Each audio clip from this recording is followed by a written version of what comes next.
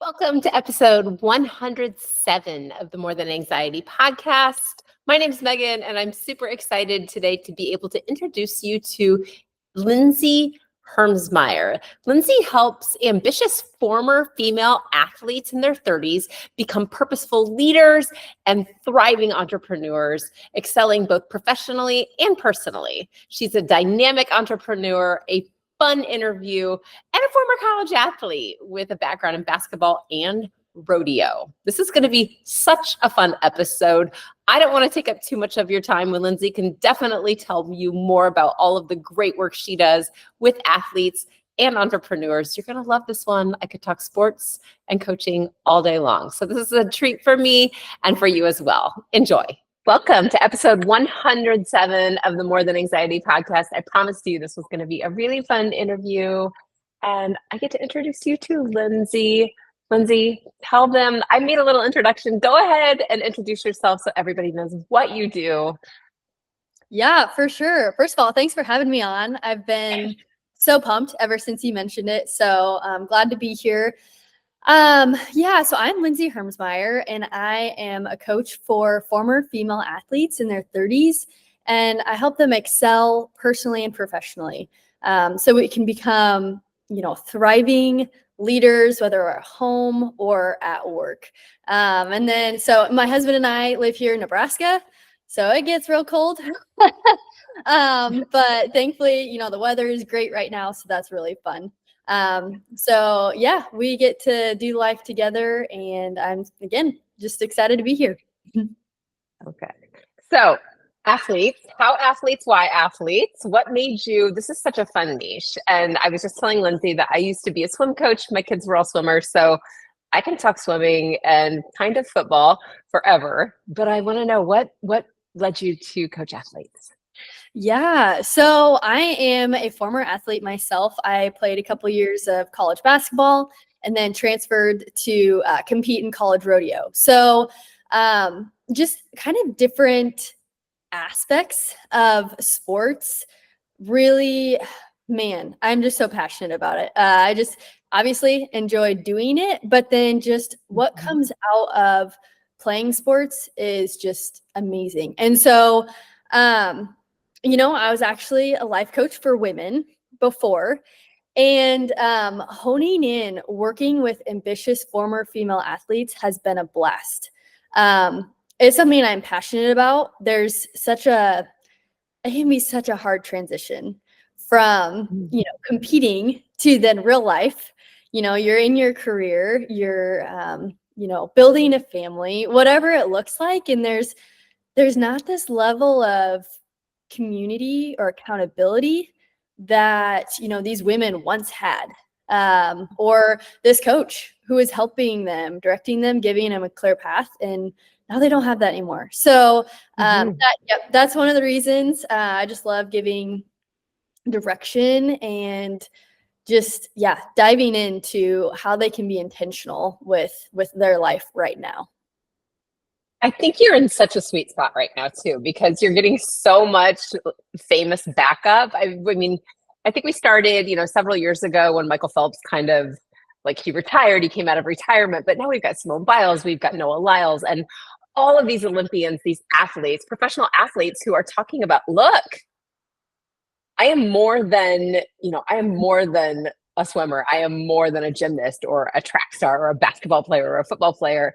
And there's so much structure involved in sport and being competitive at your sport, but who you are when you leave your sport, when you retire, or when you're not on the field or on the court, I think we forget sometimes that there's a lot going on in people's lives that maybe we don't see it when they're competing, but they've just got such a great narrative going on right now that you get to feed into. And I've seen this, even with my kids who are not going to the Olympics, and who my youngest just turned 16 the other day. And I was like, what do you think? Do you think you want to swim in college? And she's like, no. And I'm like, okay, no, that's fine. I mean, it really is. It's such a huge commitment, but knowing how to take care of themselves. So when you say that, what do you wish that more athletes knew, or how do those athletes turn into ambitious women? Because I think we know about taking care of our mental health, But how about like when you think about taking care of your mental health, how does that improve performance? So good. Initially, I think mindset. And I might Mm, have to explain this a little more too, but I think for me, when I was in college, my mindset at times was terrible.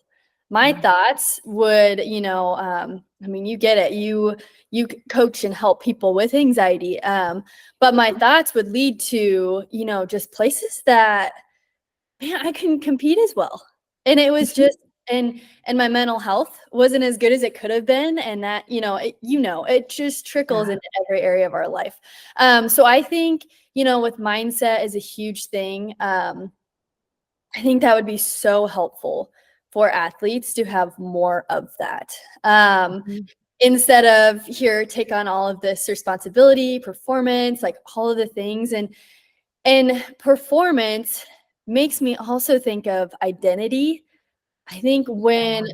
we put our identity in something that could be taken away so easily, um, our mental health, I mean, it can go down the drain, right? Because that's where if we put our value and our worth in how we're performing, how we did in college or when we were an athlete, and it can translate into real life now too, if we're still putting, our worth in our success or how well we're doing at work. Mhm, Where our relationships or friendships are at, all of those things can really, really impact our mental health. And so just mhm. keeping our identity, in Christ. I'm a Christian. And so I just really, he is the firm foundation. And so, keeping our identity in that, in him, Yeah. a big thing. Yeah. I think it's very easy to typecast people too. Mhm. And we see it, I mean, from a very young age when you have a kid who's maybe talented at T-ball and suddenly you're like, this is going to be the greatest kid. And suddenly this kid is wrapped up in T-ball. And I mean, especially with maybe younger kids, but I think even as adults, we change. And you have your sport, you have this, and you have so many other things. And I love that you talk about your faith and your identity and who you are to your core, which is so important. And just realizing that we're a whole person and not just this Yes. thing or this thing. So, like with working with these female athletes, what, like when you talk about how their lives are shaped by their sport and what comes after their sport, I know that you talk a lot about grit. So tell me how Mhm. things come into play. Like, how does all of this come together? Yeah. So I talk a lot about grit, and that's actually what I named my 90-day program Mm, because it means courage and resolve and strength of mhm, character. mhm, And so, as we go into the workforce, um, I'm also big on self-leadership. I I used to talk about or hear people talk about leadership, and it's like, well, yeah, I'm not like a CEO of this big corporation or, I'm not, um, leading at church in different senses. And so it was just like, well, that's not really for me, which is so, so false. We are leading ourselves every day. And, by the small decisions that we make in those moments of discipline and it takes grit to do the right thing. mhm, It takes mhm. courage to, stay disciplined in what we need to do. So, that word, it was, as I was naming my program, it kept coming up. And as I learned more about it, it was just like, yep, that's where we're gonna, we're gonna camp out on that word. So, yeah. Mhm. It's Mhm. such a good one. And Lindsay, I love that you touched on the idea of ambition and kind of saying, well, I'm not really a leader. I just the other day finished a podcast that I talked about. I was on the phone with a client and they said, well, I mean, my goals are kind of silly. I mean, I'm not, I mean, it's just their goal was really to spend more time with their family, to be present, to, set a good example. And I was like, whoa, hey, why do you think that's silly? And I think when we use words like ambitious and grit, we get this idea of like, I'm supposed to be a CEO. I'm supposed to be out there trying to conquer the world. And I think it's so important for people to say, hey, if you have anything that you want to accomplish, it takes a lot of ambition to be a working parent. It takes a lot of ambition some days just to get up and decide to Mm, work out or to clean your house. I mean, ambition isn't reserved for people like, I don't know, who am I even want to think of here? You know, it's not reserved for people like Kamala Harris. Yeah, for sure. She's got ambition. Go mhm, her. mhm. And if you are like working out of your kitchen, you've got ambition because there are dirty dishes in the sink and Yeah. they're screaming at you too. And sometimes ambition just looks different for everybody. So when you talk about personal ambition, tell me a little bit more what that looks like for people, because I do think that when we say ambition, some people are like, oh yeah, I'm not that person. Yeah, yeah. So I really like that because when I break the word grit down, I talk about growth. And so that's one of those things that like we can be doing every day that like you're saying, I think let me take it back to this. So when I think of ambition, like sometimes I would think about those people who are like accomplishing these ginormous goals. And I Mhm. was like intimidated. It's like, wait a minute, how am I even supposed to reach that? Like, what do I do to get there? All of those things. And so, the G in grit, meaning, or yeah, growth is like, how can we grow each day towards those goals or towards, becoming that person that we want to be, becoming like taking on that identity of I am an ambitious person. And like you're saying, it's those small daily habits. It's those small things that it does take ambition to get it done.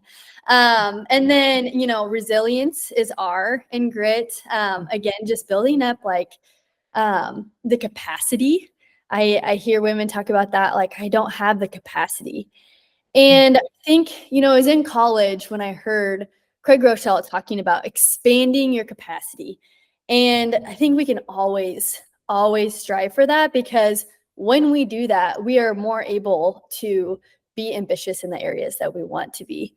Um, and then the I is intentionality. So, like you're saying, sometimes we can feel like those goals of, like I want to be present or I want to be more of this or that. It can like when they said it was silly, it's like, no way, you're being so intentional. And I love how you say that. It's like you're encouraging your client, like this is a great goal. And then the T, tenacity, determination.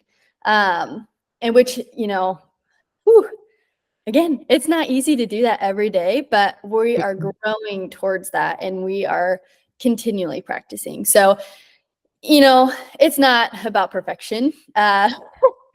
Perfection, I always say, is like impossible and boring. So we're not about that.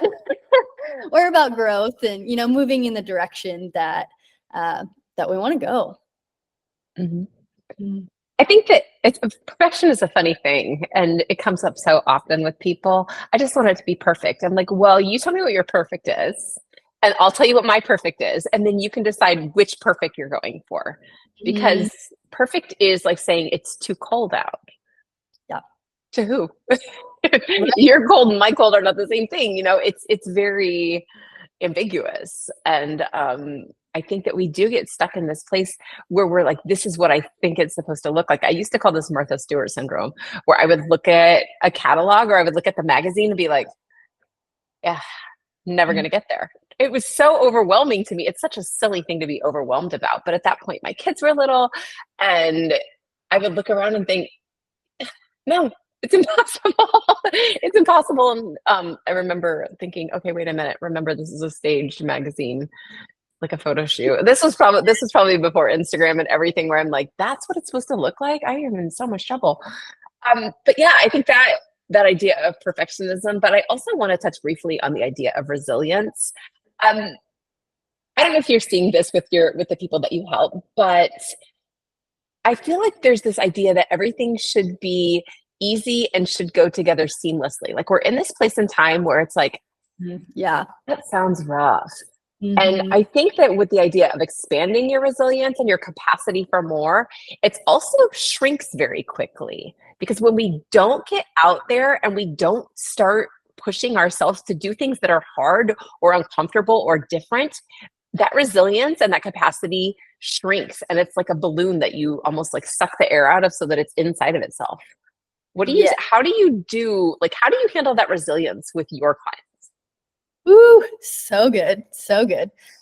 The other day I was, man, I had to push myself to get something accomplished that I did not want to do. And it just came to me. It was like, man, okay, this is what it feels like to get reps in, to like continually practice and continually get better. And so it's like, in sports, we we practice for however long a day. We're getting those reps in.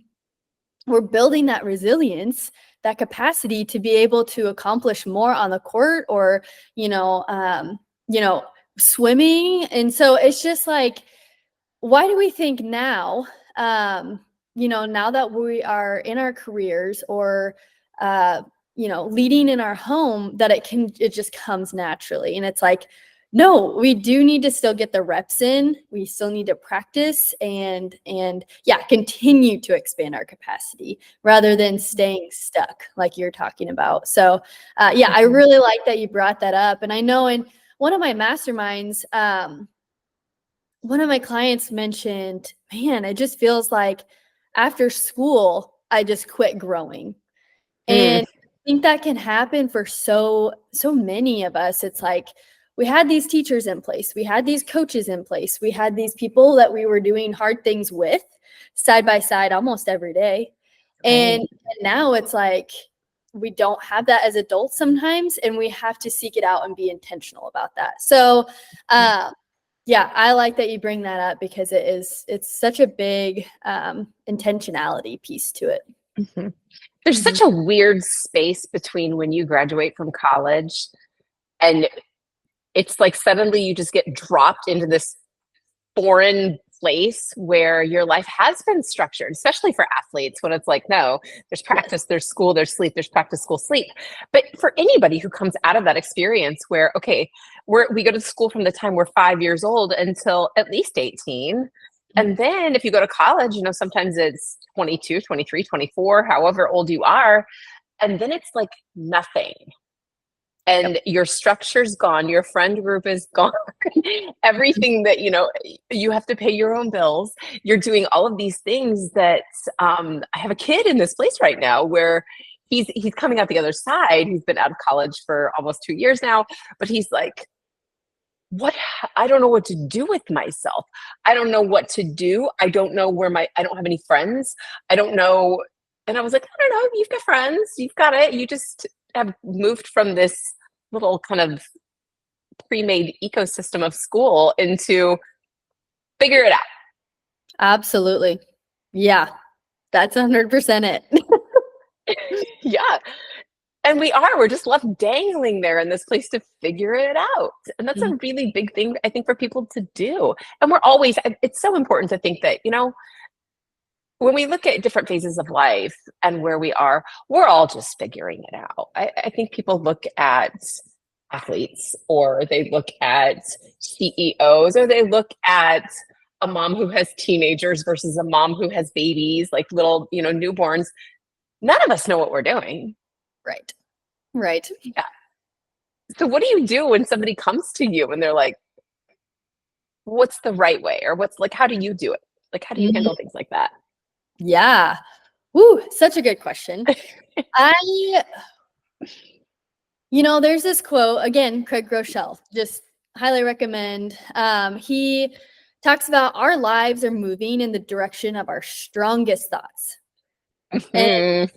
do we like the direction our lives are going in? So, um, I do like to start out with what is your thought life looking like? Because that is something that, impacted me so much as an athlete after always, all through life. We're going to experience these narratives that we have going on, these limiting beliefs, like a lot of these things we've heard about, But when I get to work with somebody and dig into what are you actually thinking, and I've had it be before, we started a session before and she's like, no, I don't think I have any, and I was like, You do.